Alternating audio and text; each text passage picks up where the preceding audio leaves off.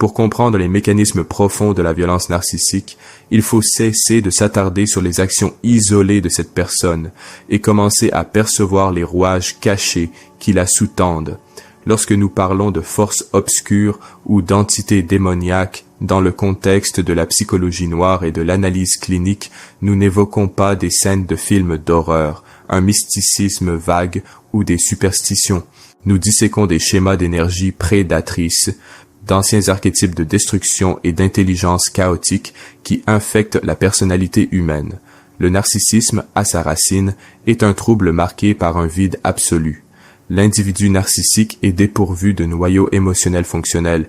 Il est dominé par une honte chronique, une haine de soi et un profond sentiment d'inadéquation qu'il tente de dissimuler à tout prix. Pour éviter d'affronter ce gouffre intérieur, il abandonne le contrôle à ses forces prédatrices. Il devient l'hôte parfait, un véritable cheval de Troie humain, conçu pour infiltrer votre vie, votre foyer et, surtout, votre esprit. Votre esprit est la cible principale car si l'intrus parvient à dominer votre perception de la réalité, il dominera tous les autres aspects de votre existence. C'est précisément ainsi que commence le cycle de la violence.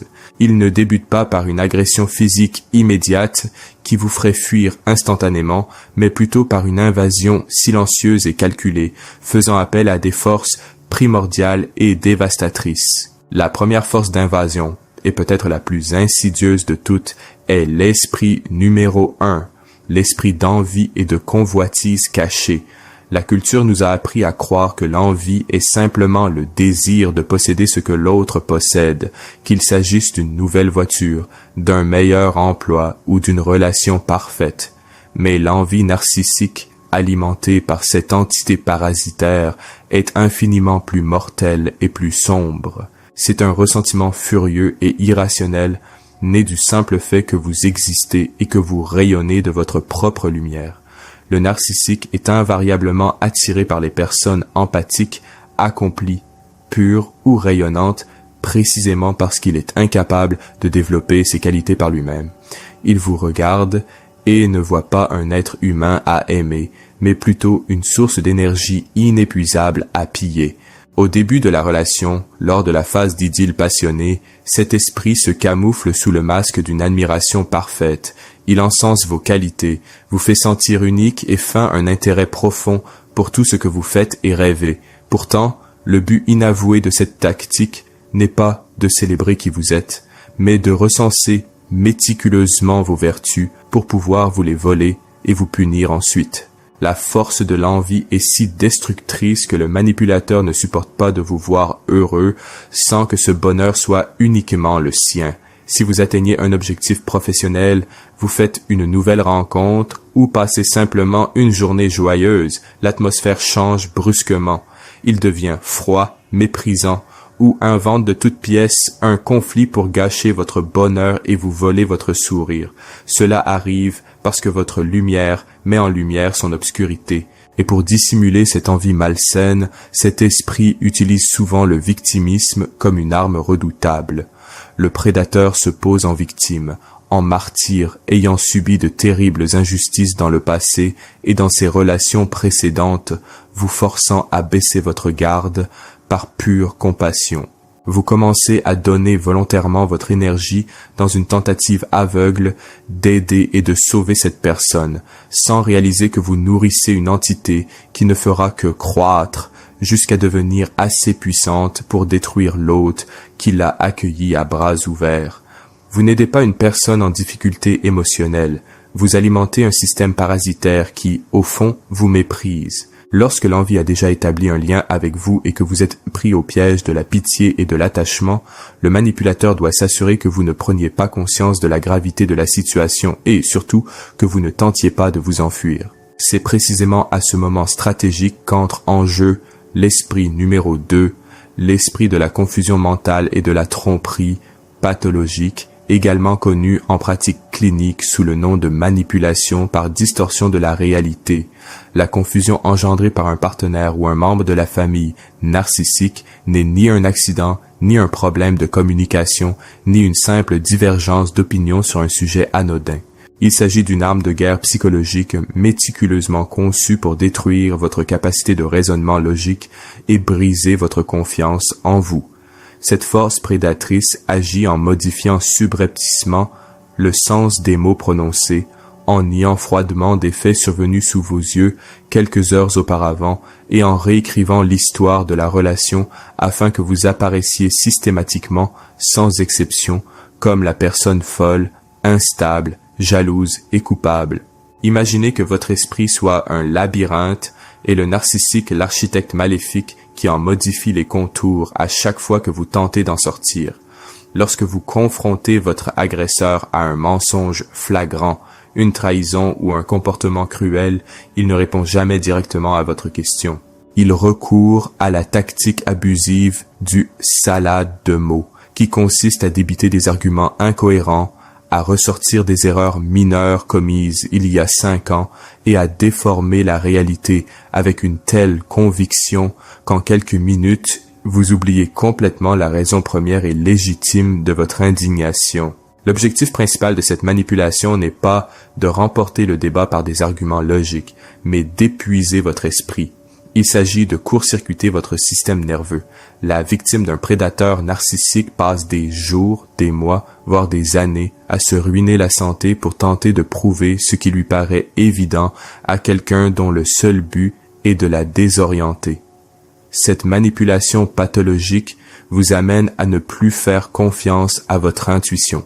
Les abus atteignent un tel niveau d'extrême violence que vous commencez à enregistrer des conversations sur votre téléphone portable, à faire des captures d'écran et à vous excuser pour des choses que vous n'avez pas faites, juste pour que les attaques verbales et le silence punitif cessent. La confusion mentale est le carcan invisible qui paralyse la victime. Une personne constamment confuse est incapable de prendre des décisions radicales, de poser des limites claires et surtout de partir. Elle reste figée dans le temps et l'espace, s'accrochant à la croyance naïve que si elle parvient à expliquer ses sentiments de manière plus didactique et calme, l'agresseur comprendra enfin le mal qu'il fait, mais c'est l'illusion la plus dangereuse de toutes. L'entité qui contrôle l'agresseur ne souhaite pas et ne se soucie pas de vous comprendre.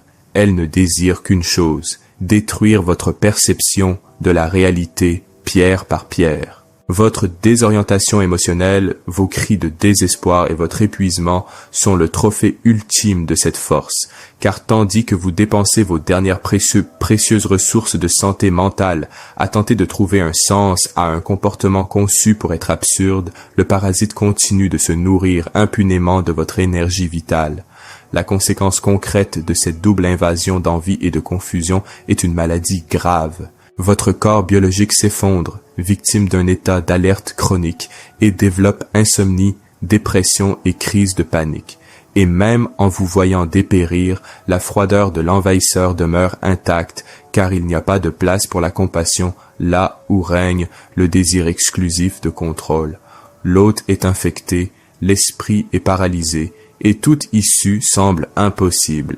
Cependant, la cruauté et la destruction orchestrées par ces entités ne se limitent pas aux murs de votre foyer, ni aux dégâts invisibles qui rongent votre esprit.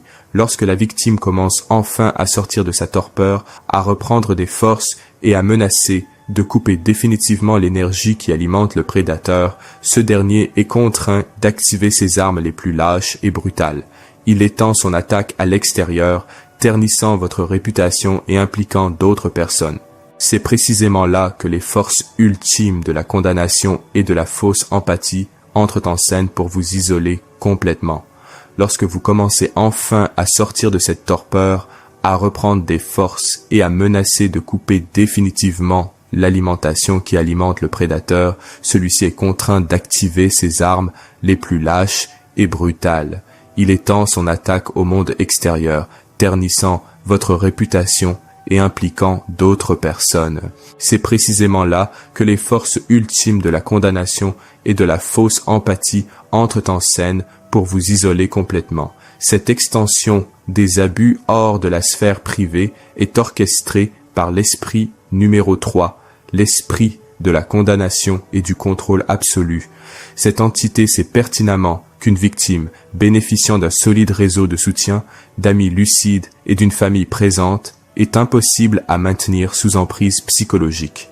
Le prédateur lance donc ce que l'on appelle cliniquement une campagne de diffamation. Pendant que vous êtes à l'intérieur, en larmes, épuisé, essayant de comprendre vos erreurs, le narcissique est déjà à l'extérieur, parlant à vos amis, votre famille et vos collègues, semant la discorde. Il utilise la fausse empathie et une préoccupation feinte pour détruire votre image. Il ne crie pas sur tous les toits que vous êtes folle. Il agit sournoisement.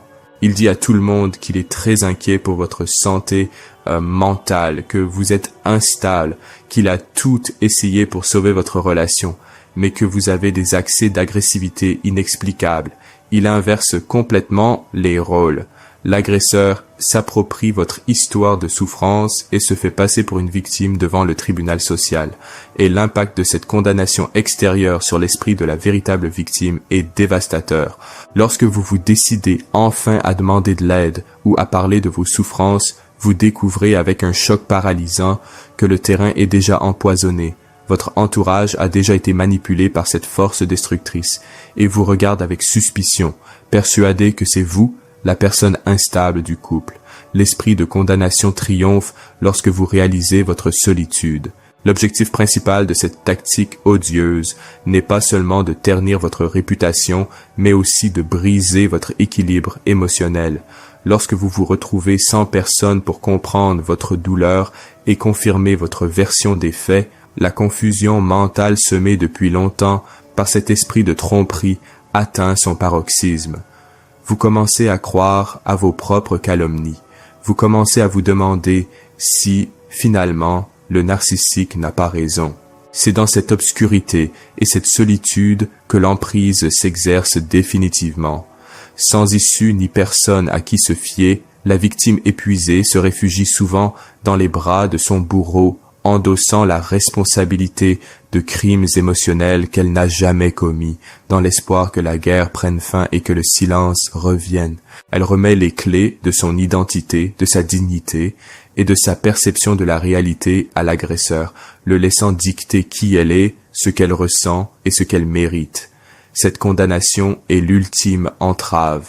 Le parasite se nourrit désormais non seulement de son énergie, mais contrôle aussi ses actions par la peur constante du rejet et de l'abandon social. Et c'est précisément cette peur aveugle qui nous pousse à affronter le vrai visage de l'entité qui gouverne toute cette structure de destruction. Derrière toute cette architecture de cruauté, de manipulation et de contrôle sadique se cache le maître de cette dynamique pathologique, l'esprit 4, esprit d'orgueil et de peur masquée. Pour comprendre définitivement comment briser le cycle de la violence, il faut démasquer cette fausse grandeur. Le narcissique se présente au monde et à vous comme un être supérieur, invulnérable, détenteur de la vérité absolue et exempt de toute imperfection. Il exige un traitement de faveur, ne présente jamais d'excuses sincères et croit fermement que les règles normales de respect et de réciprocité ne s'appliquent pas à lui. Or, la vérité, tant clinique que spirituelle, est que cet orgueil démesuré est en réalité l'armure la plus fragile et la plus pitoyable qui soit. Sous cette arrogance inflexible, point de Dieu ni de stratège invincible, il y a un enfant émotionnellement atrophié, paralysé par la peur d'être exposé et rejeté. La honte chronique qui ronge le narcissique est si profonde qu'il préfère détruire la vie de son entourage plutôt que de se regarder en face et d'admettre ses propres faiblesses. Paradoxalement, son orgueil est alimenté par la peur. Le narcissique vous attaque avec une telle férocité précisément parce que vous êtes le reflet de son vide intérieur et le seul moyen qu'il trouve pour éviter de se sentir inférieur est de vous écraser jusqu'à ce que vous vous sentiez plus petit que lui. Et c'est là que réside le piège le plus dangereux pour les personnes empathiques, l'erreur fatale qui maintient les victimes enchaînées à leur agresseur pendant des années. Lorsque le masque du narcissique se fissure un instant et que vous apercevez la faiblesse, la profonde insécurité et la peur qui se cachent derrière cet orgueil violent, votre instinct naturel est d'éprouver de la pitié Vous contemplez le monstre qui détruit votre vie et, dans un accès de compassion autodestructrice, vous décidez que votre amour et votre patience pourront panser ces blessures intimes. Comprenez-le parfaitement. Éprouver de la pitié pour un prédateur narcissique, c'est signer votre propre arrêt de mort. Ce parasite ne cherche pas à être guéri par vous, il utilise votre empathie comme principal outil pour vous maintenir sous son emprise tout en vous saignant à blanc. Votre tentative de réhabiliter l'agresseur par une affection inconditionnelle n'est perçue par lui que comme une preuve de votre soumission et de votre dépendance. Il méprise votre compassion tout en s'en nourrissant. L'affection ne saurait guérir une personne dont la personnalité repose sur la domination et la destruction d'autrui pour survivre. L'orgueil du narcissique l'empêchera toujours de reconnaître votre sacrifice ou de comprendre votre souffrance, car cela reviendrait à admettre qu'il avait besoin de vous. Or, seul le mensonge de l'autosuffisance maintient debout cet édifice illusoire. La réponse que vous cherchiez en regardant cette vidéo, la vérité douloureuse et libératrice, expliquant pourquoi votre esprit a été envahi et détruit, est que vous avez ouvert les portes de votre vie à des forces prédatrices déguisées en êtres humains.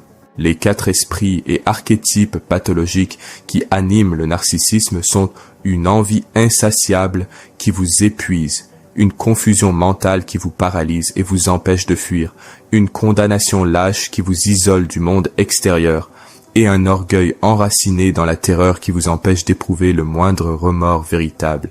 En comprenant que vous n'avez pas affaire à un partenaire amoureux difficile ou à un membre de votre famille incompris, mais à un système d'abus fondé sur un parasitisme absolu, votre perspective change radicalement. Vous réalisez que vous ne pouvez pas débattre avec le mensonge, que vous ne pouvez pas guérir l'orgueil d'autrui par votre compassion, et surtout, que vous ne pouvez pas gagner la guerre contre un parasite en refusant de vous retirer du champ de bataille. Le seul véritable exorcisme clinique et efficace contre le narcissisme est la coupure totale de tout apport émotionnel. Il s'agit d'appliquer sans relâche le silence radio. Vous expulsez ces entités de votre vie, non pas par une confrontation agressive qui ne fait que les alimenter de votre colère, mais par un vide total et un silence assourdissant. En retirant votre présence, vos larmes, vos explications et votre attention, le prédateur meurt de faim émotionnelle ou est contraint de chercher une autre source à parasiter.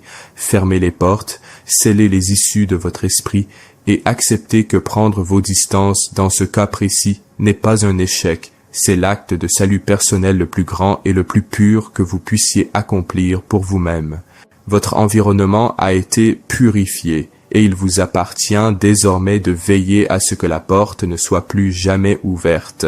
Si ce contenu vous a permis de comprendre la sombre vérité qui se cache derrière les agissements de votre agresseur, merci de liker cette vidéo afin qu'elle puisse aider d'autres victimes encore perdues. Abonnez-vous à la chaîne Narcisse 360 et activez les notifications pour ne manquer aucune de nos analyses. Rendez-vous maintenant dans les commentaires et partagez votre histoire. Laquelle de ces 4 tactiques de manipulation a le plus affecté votre vie? Pour poursuivre votre cheminement vers la guérison et découvrir la méthode clinique précise pour instaurer un contact zéro définitif, regardez la vidéo qui s'affiche actuellement à l'écran. À bientôt.